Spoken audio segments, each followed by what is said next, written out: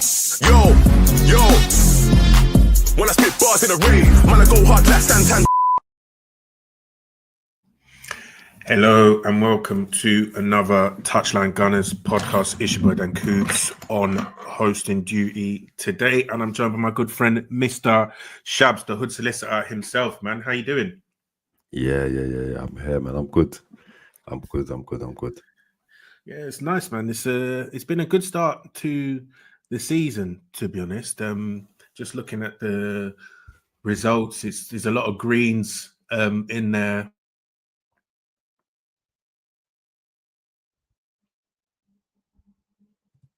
Been dub central, to be honest, and you really can't complain about that 2-0 win yesterday against Olympiacos at home in the Champions League, and we keep marching on. So, Shabs, how are you feeling about our start to the season? Now, I think we got one more game, and then it's going to be the second international break, which time seems to be flying a little bit. So yeah, where does that leave you, and on how you feel about our start? We can complain, brother. We can definitely complain, right? I'll make you wrong. We won the game. I will not complain about the result, but we can complain about the profligacy because, yeah, we should have it. It really should have been a lot more convincing yesterday. But just in terms of your broader point, your broader ask, I'll make you 100% right. It's been a good start to the season. Really, the only blip, the only thing I think we can have genuine gripes with is the result at Anfield, and maybe the approach to that game. And there's a school of thought which you kind of have to understand it, but there's a school of thought which is also when you consider how teams have got at Liverpool and been able to get something out of them. And if you think about, I go back to Bournemouth, the first game of the season.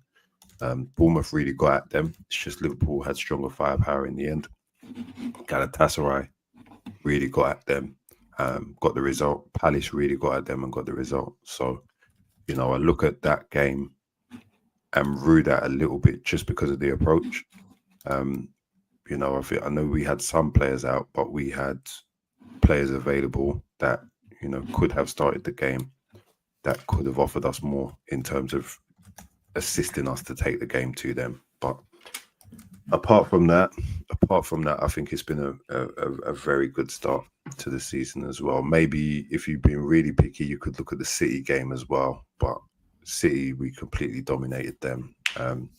They got the goal against the run of play, and we were the better side in that game. So yeah, I'm not the result at home. You'd hope that Arsenal could take the 3 points there, but yeah, generally speaking, it's been a very positive start, very encouraging start to the season. I won't complain. Yeah, fair play, man. Fair play. So, we did beat Newcastle 2-1. Fantastic way to win last minute. Gabriel Bomberclot from a corner. It's one of my favorite ways that we score goals. When the ball comes off Gabriel's forehead, that something dangerous is happening in the opposition box, right? So we touched on that in the post-match reaction, which is on the Patreon. So we're just going to focus mainly on the Olympiacos game today. And Shabs, I'm going to start with the point that you mentioned just now on the profligacy in front of goal, right? And to me, it's quite funny because it's giving me 23, 24 vibes. At the start of that season, I know August, September, October was a bit hit and miss. We didn't really know whether all of these new players were going to bed in. People were finding relationships. People were finding connections. But then as we got into that November, December period, I don't know if you remember, but there were a few games where we were packing teams in, but just couldn't find the back of the net. I remember Brighton at home is one that sticks out to me. I think Wolves was in there as well, where the performances were just exceptional, but we literally just could not finish our dinner, right? right? And Olympiacos was giving me crazy vibes of that, because we were super dominant, especially in that first half. I think Newcastle as well is very similar, that couldn't really live with us. We're playing through them, and the thing that I do really like actually about this is that the Newcastle lineup and this lineup were very different, but the football was still flowing, and we didn't quite finish. And then what happened in that season is that, as the guys found their feet in front of goal, the goals came, and we just started, blitzing teams 5s and 6s for a good 2 months after that, right? So like that January to March time was probably the best period under Mikel Arteta. We went on that great run in the league, just packing teams in. They couldn't live with it. So, I'm hoping that, this signals a similar thing, but, we don't have to wait till January to see it. That, we've got the likes of Gyokeres, we've got the likes of Eze.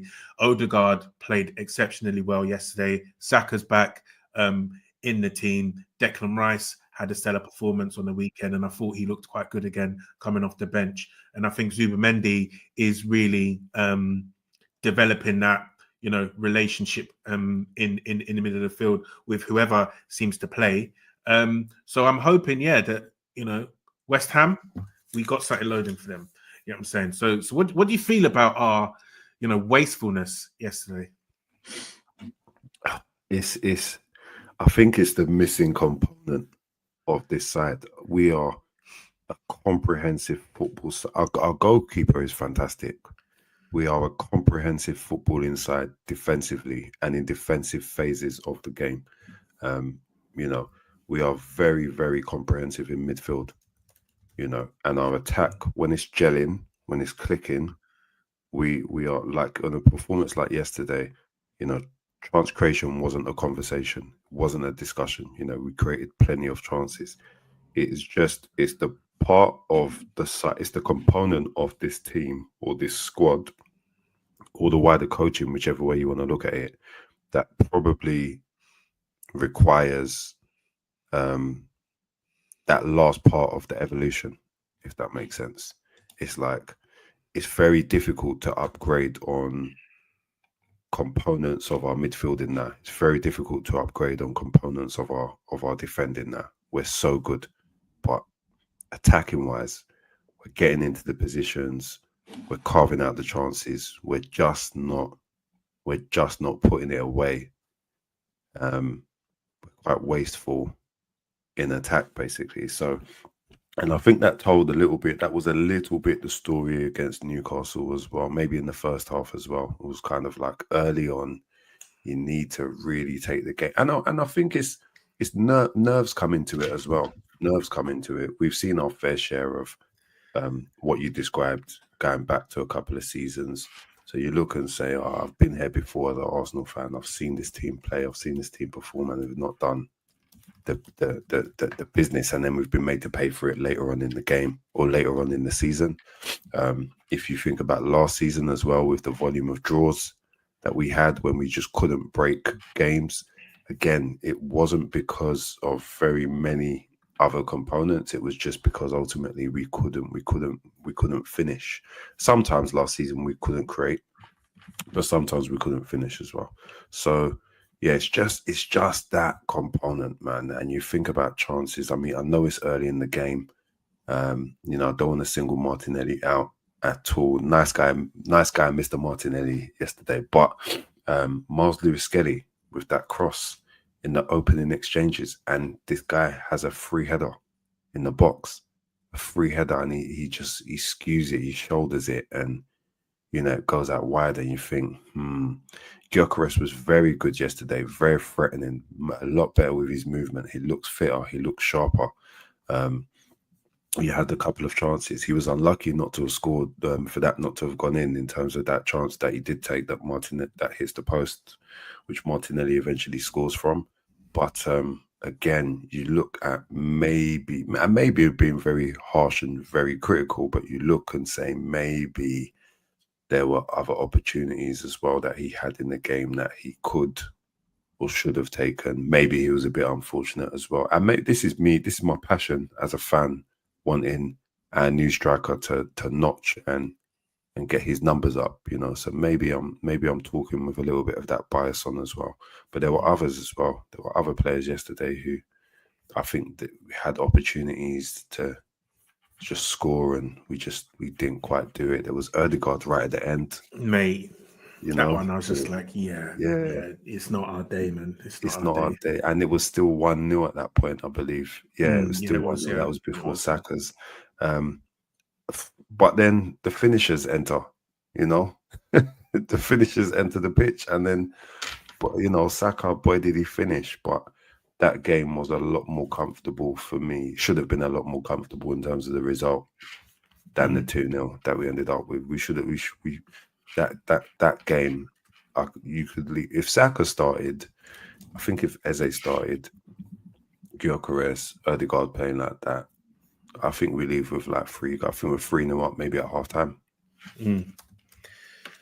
Yeah, I think I don't disagree to be honest with what you've just said there, Shabs, because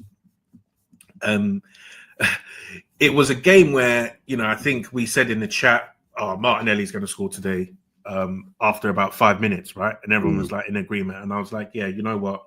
It's one where it's looking like all your forwards can tuck. And I think there's a little bit of pressure on Gyokeres to get off the mark, right? So I want to start with his performance, to be honest, because I think in the past sort of 2 games, he's probably looked the best that he has looked to me. I don't know if you agree, but I think he's looked sharper. His touch has looked very good, looked more assured. And then in terms of goal, he's getting a lot more chances and openings, you know. So I think in that first few games, there's a lot of criticism about his ability to get separation, ability to get shots off. And I think, and I'll need to check this, right? Let me check this now. He had something like 6 shots against Newcastle. And let me check how many he had yesterday.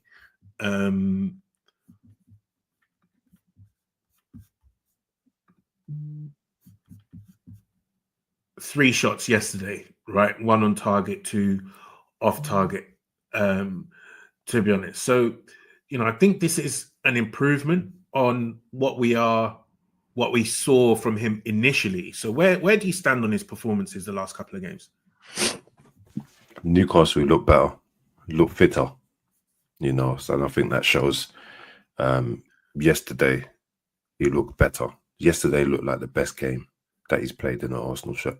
If yesterday was in isolation, I would have been a bit dubious about it, thinking quality of the opposition type of thing, blah, blah, blah. But because it's been a bit of an upwards trend, because he looked good overall against Newcastle, I think he was very unlucky for that penalty not to be. I think it was outrageous. We get unlucky. I think it was outrageous for that penalty not to be awarded. But yeah, he's. We have to factor in that this guy went on strike in the summer, didn't have any real semblance of a preseason. When we signed him, by the time he joined up with us, it was already late in the season, and he did look. He looked just wham. You know what I mean? He's looking like he's streamlining a little bit. You know, I think we'd also consider like it probably wouldn't be healthy, or it would probably go against sports advice and nutritional advice for him to lose like masses of muscle and masses of weight whilst keeping up this level of, you know, performance. So, you know, we have to consider that there will be some sort of gradual reduction, and it's all well thought out and all well incorporated by leading experts in their field as well. So I think with every game he has been looking better. He's been looking a bit more mobile. His ability to tussle and deal with defenders has never really looked like a problem for me. And the type of runs that he made yesterday were more threatening, probably the most threatening, like, you know, that we've seen then and against Newcastle. Odegaard was playing the way he was playing and looked to find him a couple of times early. Very nice passes, sometimes into him, sometimes into others. Trossard, I think, had a bit of a frustrating performance yesterday as well. And I think, again, not to single out Trossard, but I think maybe had that been Eze, Gyokeres might have benefited as well in a bit of a different way, with less kind of wastefulness and kind of more pinpoint precision in terms of finding him. But yeah, I want him to score. We actually need him to score goals, because the optics aren't looking great right now, you know, in terms of he scored one non-penalty. It's two non-penalty goals that he scored and the one penalty goal. So yeah, he's 3 and 7 or 8 now, something like that. So yeah, we need him.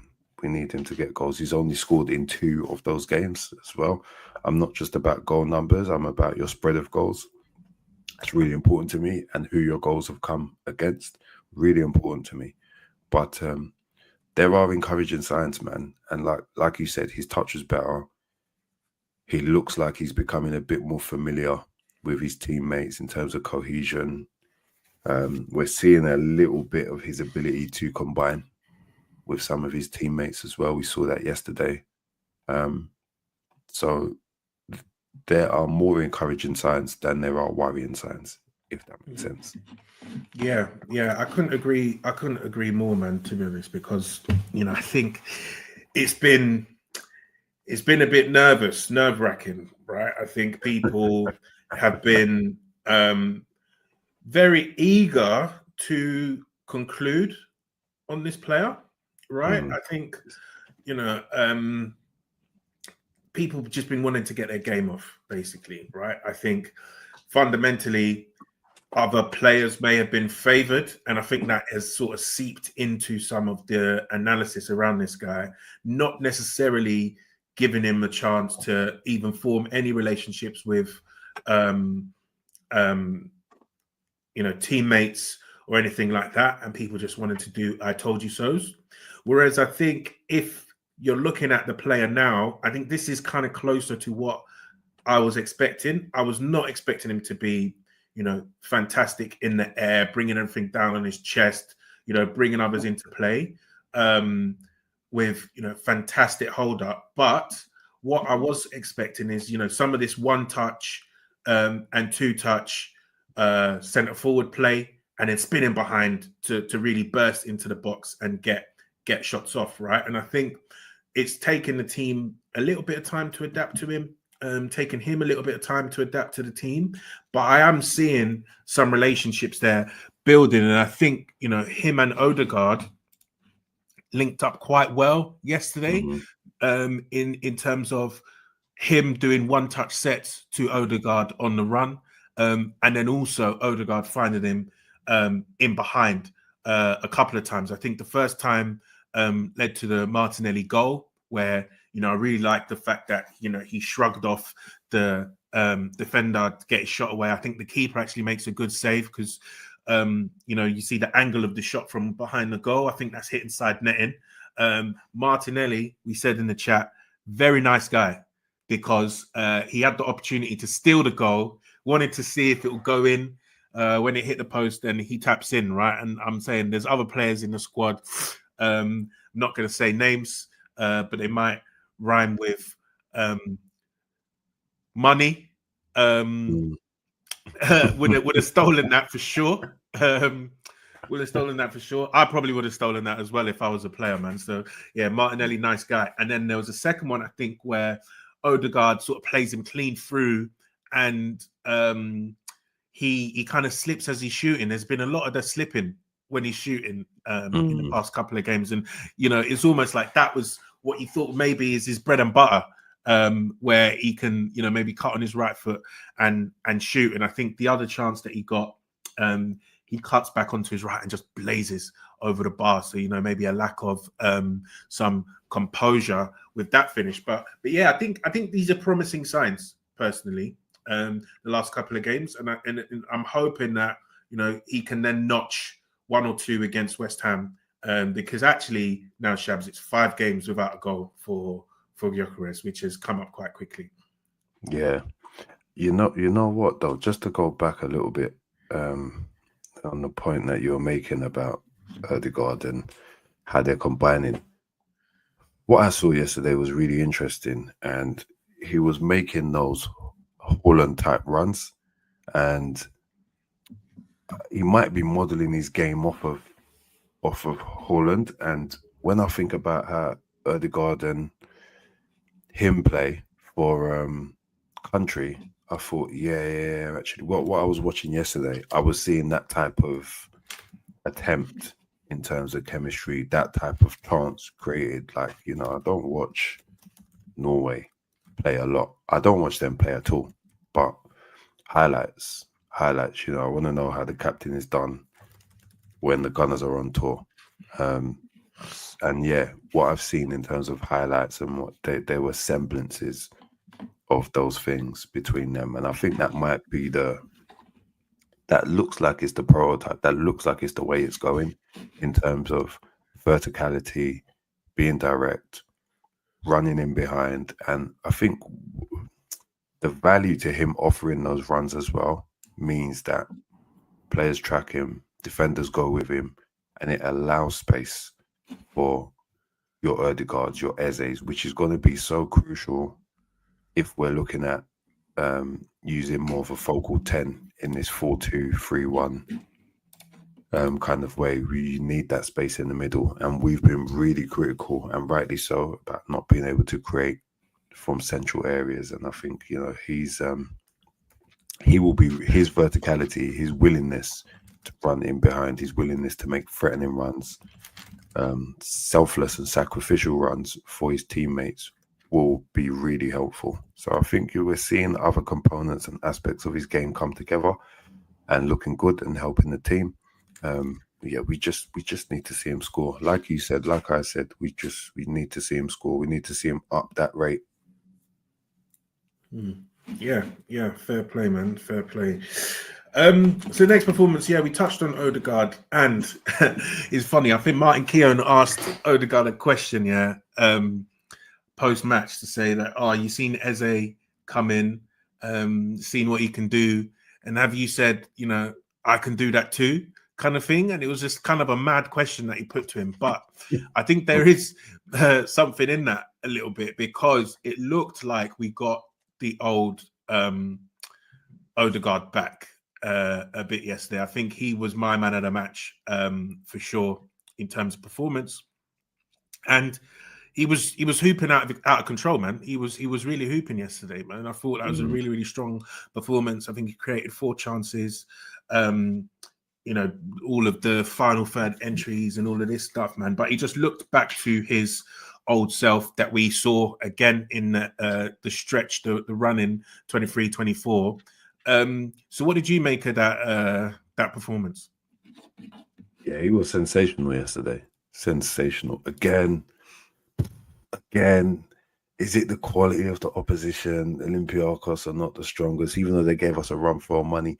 These thoughts enter the back of my mind because we know the level of ability that Odegaard has, and we know that he can do this normal, but he hasn't always done this.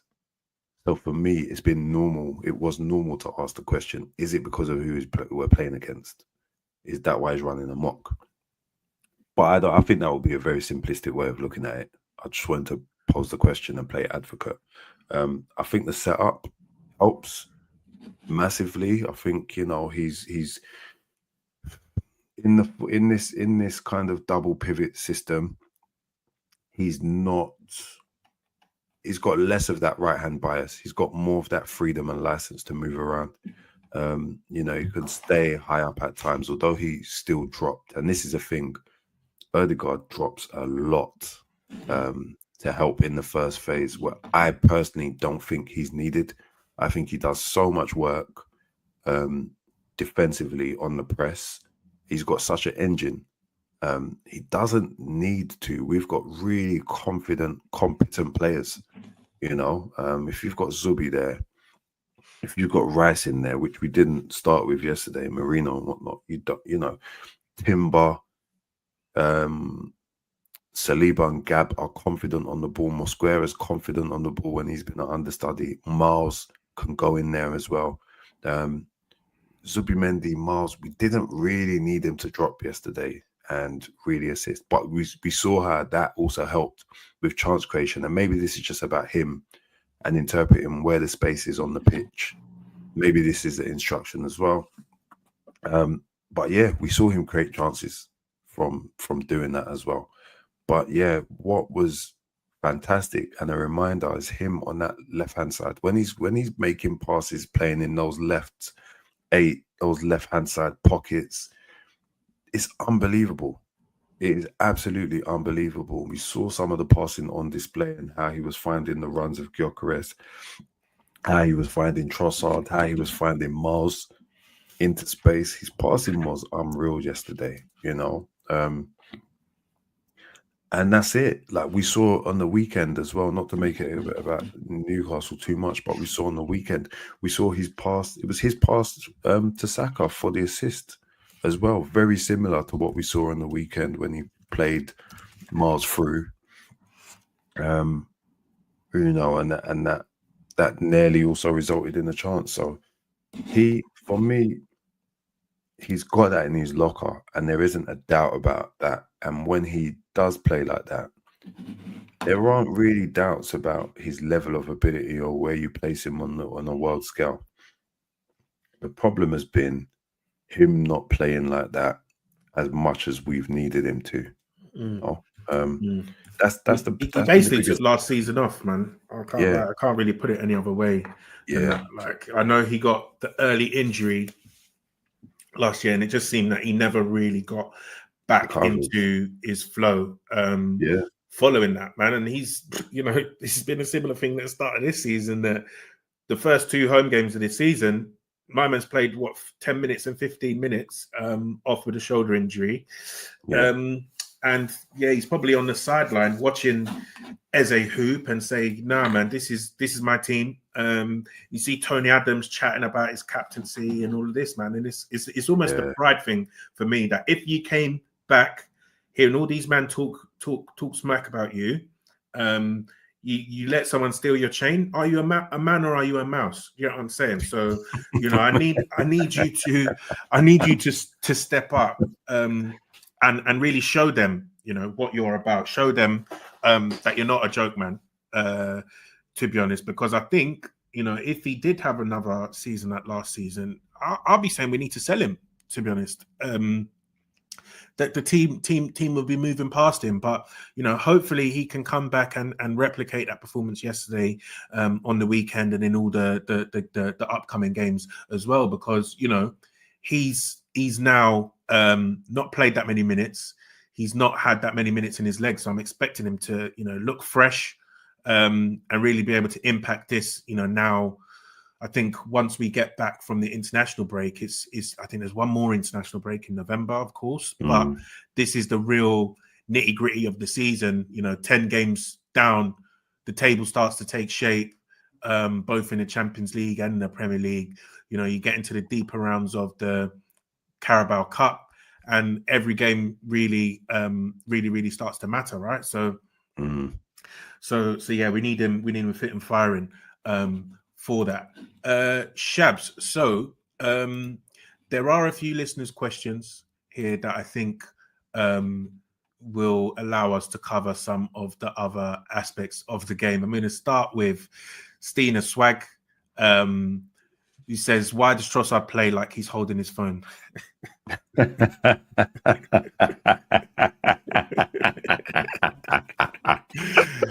That is funny as hell. Oh, he's rude, man. That is rude.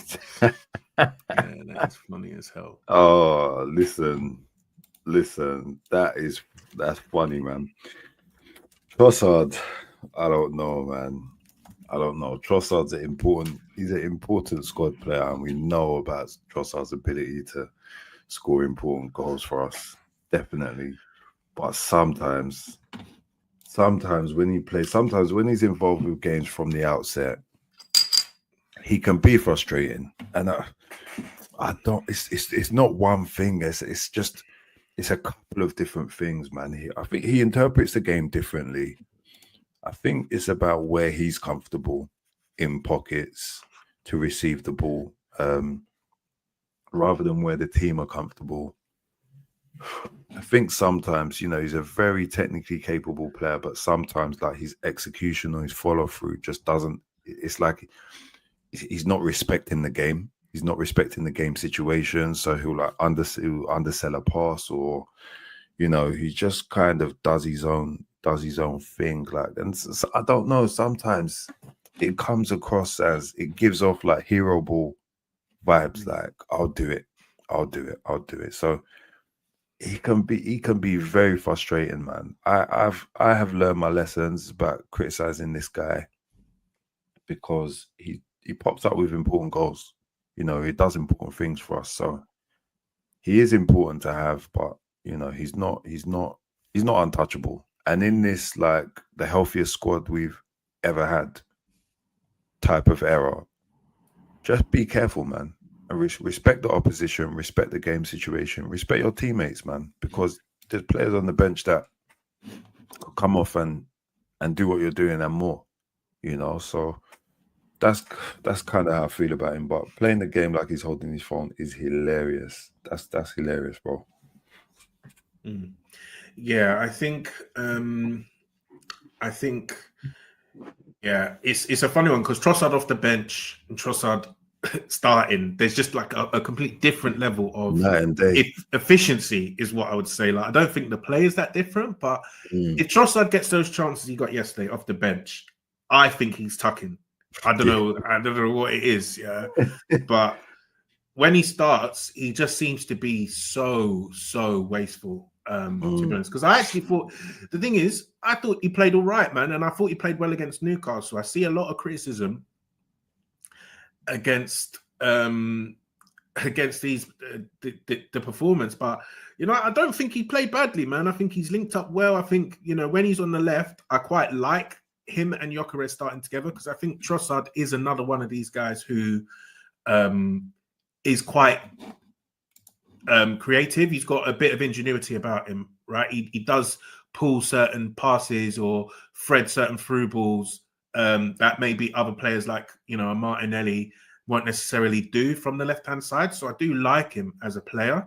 I think there was one sort of outside the right boot pass that he played into Gyokeres. I think that was for the Gyokeres chance that he blazed over. And it's like, that's a proper good piece of skill to dig that pass out, very clever to play man in behind. So I thought he plays well, but yeah, because it's just funny that all the chances seem to fall to him. And yeah, he was just kind of doing anything really, which was very funny. So yeah, I think that was that's a good question. Play like he's holding his phone. Okay, and Johnny F, he says, why do you think Arteta is reluctant to play Miles Lewis-Skelly like Calafiori? He always seems to only be in that inverted role and doesn't really move. Do you think we will see any minutes for him at CM this season? I don't think so. Was he only in that inverted role then yesterday and didn't move? I think he held the line. Yeah, I think we saw him pop up all over the gaff, to be honest. Yeah, I think that's how Miles plays. Yeah, and what Miles gives, and I think look, there was was it a throw-in? There was a situation where he was high up the pitch and we were attacking. All right, so maybe it actually starts from a set piece. I was just trying to recall. There was a situation where Zubi got the yellow card where Miles was out of position. I was trying to remember in my mind why he was out of position, but actually maybe it's an unfair example because it was a set piece. It was a throw-in, so the whole team were high. But he was everywhere, man, and I think that's how Miles plays. And I think the horses for courses thing is good. I think if Calafiori is popping up as a 10, then Miles can do it, but it doesn't mean that he should do it. We have to play the game in front of us. We have to play the situations required for the game. I think who we've got in that attacking line determines who we've got in, or what we ask our defenders to do as well. Because if you've got Trossard, if we're playing a 4-2-3, and so you've got Odegaard in the space, you've got Trossard, whose natural tendency is to cut into that space. Why are you gonna get? You've got Marino and Zubimendi behind centrally. Why are you gonna ask Miles Lewis-Skelly to also go in and clog and congest that space? You're gonna want him to kind of hold width, to hug the line, to occupy someone, to draw players out. So I think it's dependent on who we have and what we have. I think if we've got a situation where Martinelli's starting left wing and Miles Lewis-Skelly is starting at left back, then yeah, I think we probably would see MLS inverting more and, you know, being a bit more present centrally. Even though Martinelli likes to cut in, the direction and instruction for him has always been to hold that width, hold the line. So yeah, I think it's I think you need different things. You need different things, man. I'm not mad at how MLS was utilized yesterday at all. The bigger thing is wanting to see MLS more this season. Calafiori is amazing, and he has, you know, he's started the season well. Yeah, he started the season very well. He's deserved to start, but Miles had an amazing breakout season last season as well, and you know, there's an argument that he deserves to be starting as well, off the basis of his availability and form last season as well. But yeah, it's a long season, man. I wouldn't even there's nothing to even bemoan there. It's fine, man. It's fine. Yeah.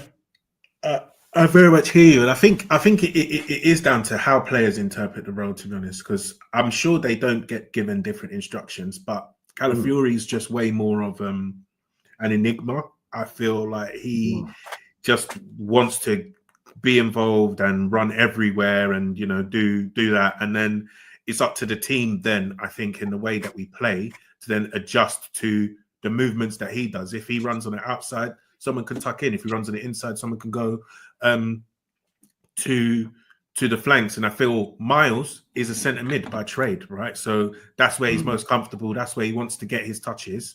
And so that's where he goes when he plays left back. I think there was a time in this match where he was sort of in right centre mid, right? And all the play was congested on the right-hand side. And he was picking up the ball to then spray it back out to the left. And, you know, I think if we do see Miles in centre mid, I think we'll see similar things there where, you know, he'll drift left to right, but not necessarily up and down as much as someone like Calafiori or someone like Rice, for example. But it's just how different players interpret the role, right? So MB8701 says, "What's our best 11 when everyone's fit? What are your expected points from our next 5 league games compared to Liverpool's next tough 5 fixtures?" Ooh, so best 11, Shabs? So the back four picks itself. Raya in goal, just for the sake of clarity. Raya, Timber, Saliba, Gabriel, Calafiori. Yeah. And then Zubimendi and Rice in the double pivot. Saka, right. Odegaard, middle. Eze, left. Gyokeres, up top. Yeah, I can't disagree with that, to be honest. I can't disagree with that. And then in terms of fixtures, right? So it's interesting. Liverpool got Chelsea away on Saturday, and then international break. Then they got United at Anfield, Brentford away, Crystal Palace. That's in the League Cup. Aston Villa at Anfield, and then Man City at the Etihad in the next 5 fixtures, taking them up to the November international break in the league.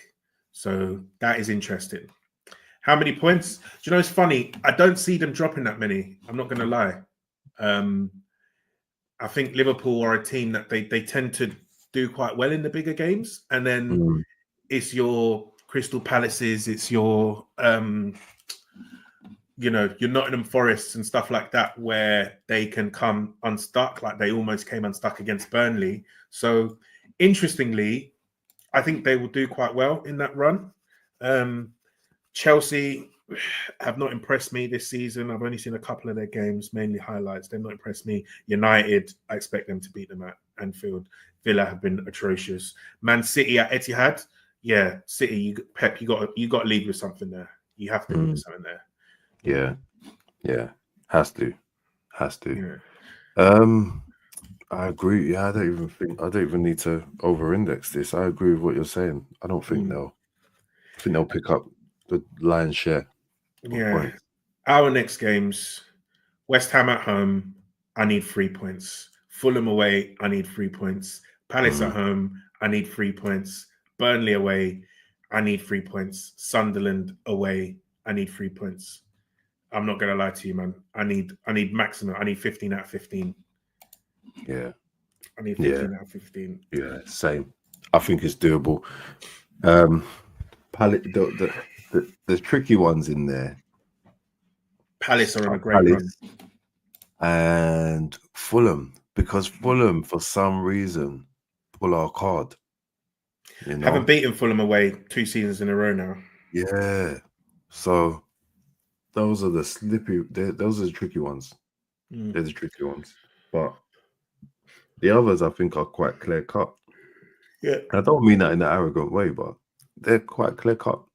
They're quite clear cut, man. Yeah, we need to be putting these men to the sword. Xhaka, I know you're playing well right now, but let's calm down. Let's calm down. That's what I'm going to say. Relax. D.A. Adigan says, what element of play do you think the team is missing to get to the promised land?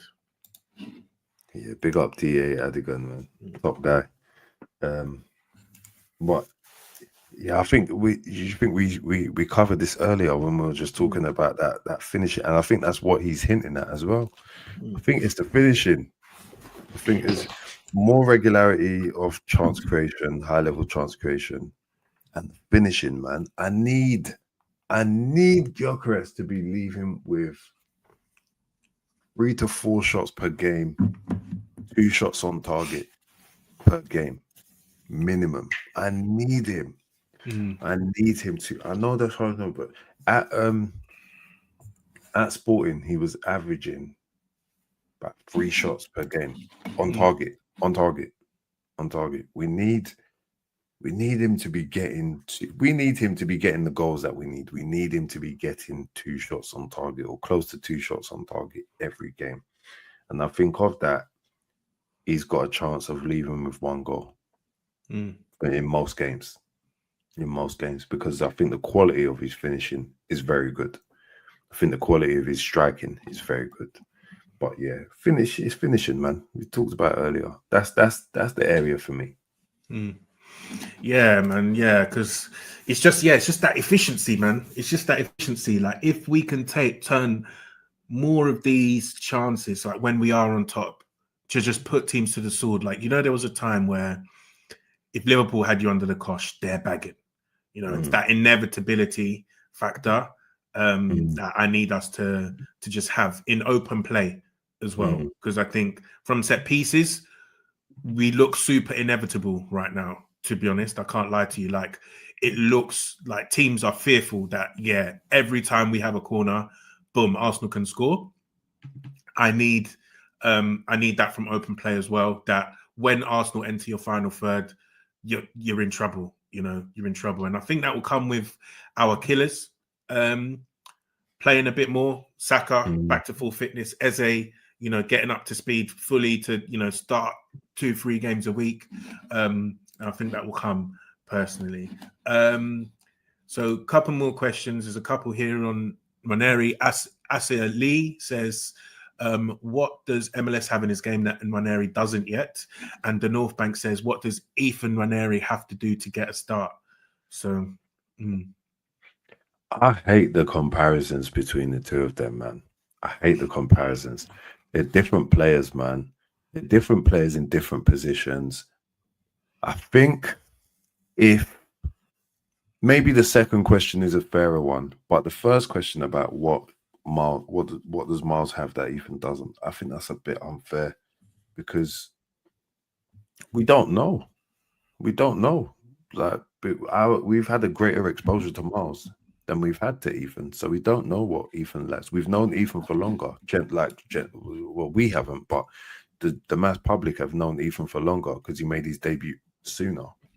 But we've seen Miles more, and if Ethan were a left back or a right back, given the problems that we had last season in defense and the cover that we needed, we would have seen, we would have had that level of exposure to Ethan and not Miles if Miles were the right winger, So Ethan has been an understudy to two of the best players in our team, arguably two of the best players in Europe, arguably two of the best players in world football. So Saka, with his availability and whatnot, as it's harsh to suggest that Ethan deserves a start or looking over. It's difficult, not harsh, difficult to suggest that Ethan deserves a start over Saka. And I get the arguments that will follow. Well, Saka's been injured, blah, blah, blah. He's not playing. But when Saka was injured last year, we saw Ethan a lot. That's why we saw Ethan as much as we did last year, because Saka was out. And very similar with Odegaard, So I think it's harsh. I think it's still early doors. I think, I'm one of the first to badger on about not burning these players out, not overexposing these players. They need a healthy balance between meaningful minutes to continue their development. They absolutely do.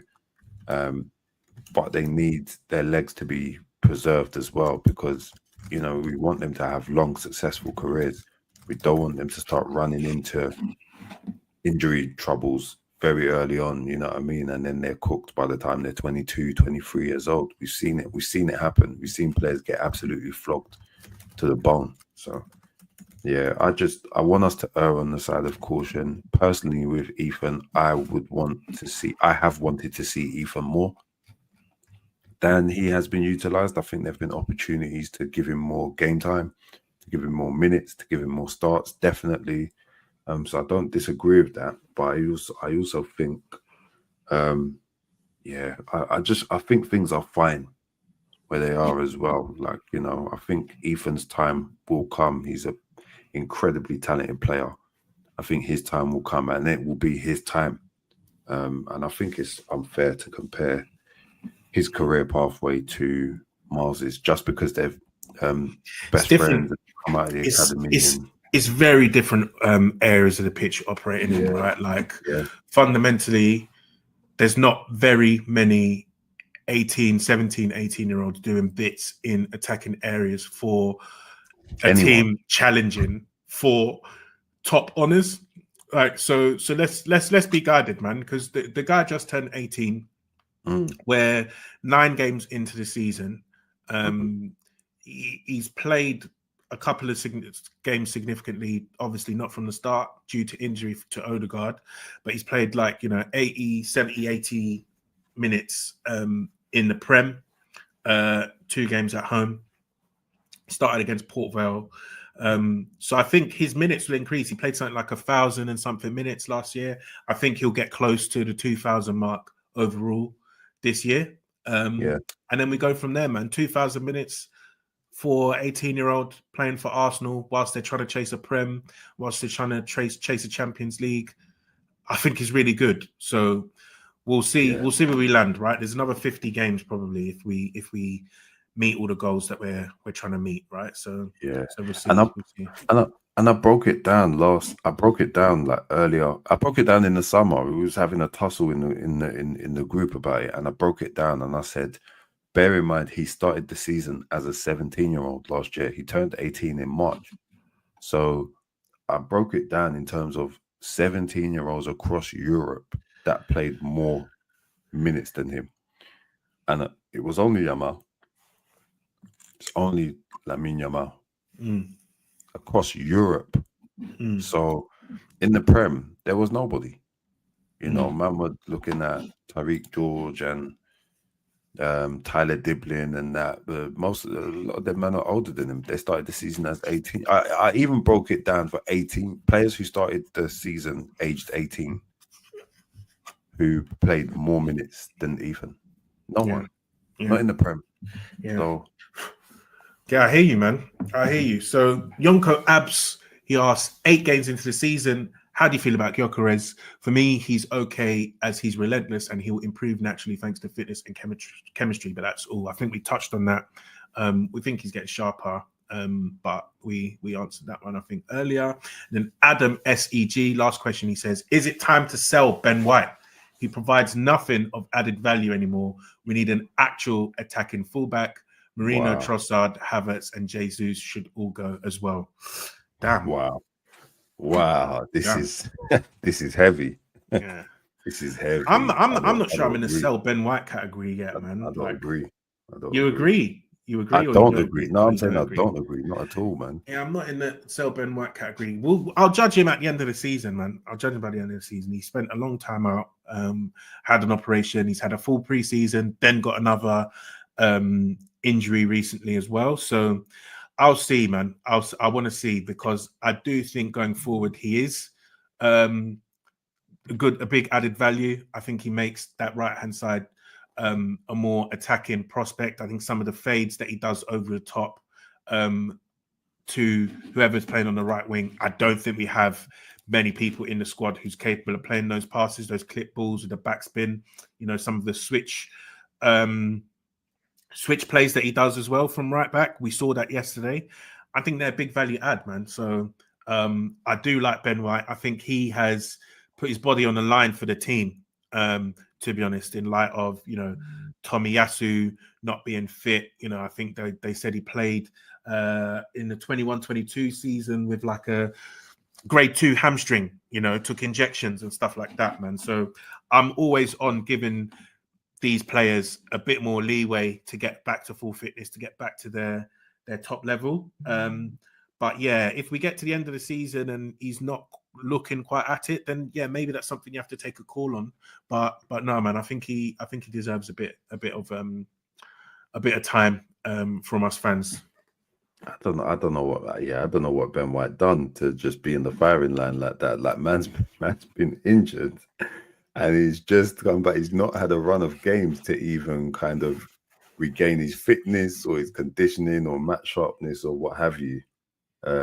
This guy took so much stick when we signed him, so much, and actually he has been an astute signing who, all the things you said, put his body on the line, has been so available up to last year. We signed him in summer of 2021. For the first time he's missed any significant chunk of the season has been last season, really. Like apart from that, so he's been available for like the best, like for 3 years, for 3 seasons straight. He's been available for nearly every single game. He's been nearly ever present. For me, he's more than demonstrated his value in terms of the 50 million that we signed him for. He's arguably been one of the best right backs in the country. In that period of time, in the 3 years. Yeah, man, I'm not throwing Ben White under any bus. Not at this moment in time. Let's see, man. He's gonna be really important for us this season as well. We cannot flog Timber. What Timber's doing is unreal.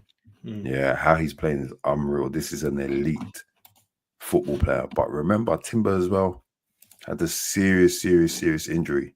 A game and a half after we signed him, and again, like he's not someone that we can run into the ground in terms of a volume of games played. So it's gonna need to be a shared load between the two of them. So yeah, man, Ben White's important. Ben White was important for us and will continue to be important for us. Absolutely.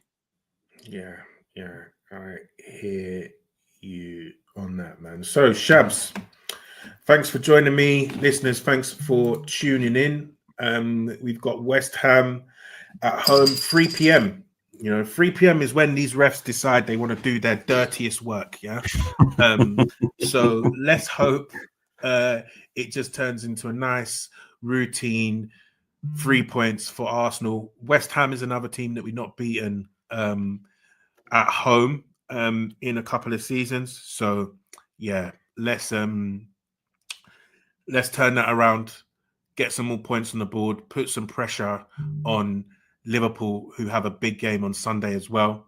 Let's see. We responded to them dropping points. Let's see if they can respond to us picking up points this weekend, man. So yeah, hopefully a +3 on the board. And we'll catch you guys soon, man. Peace. Bless. Yo, when I spit bars in a rave, man, I go hard like Santan.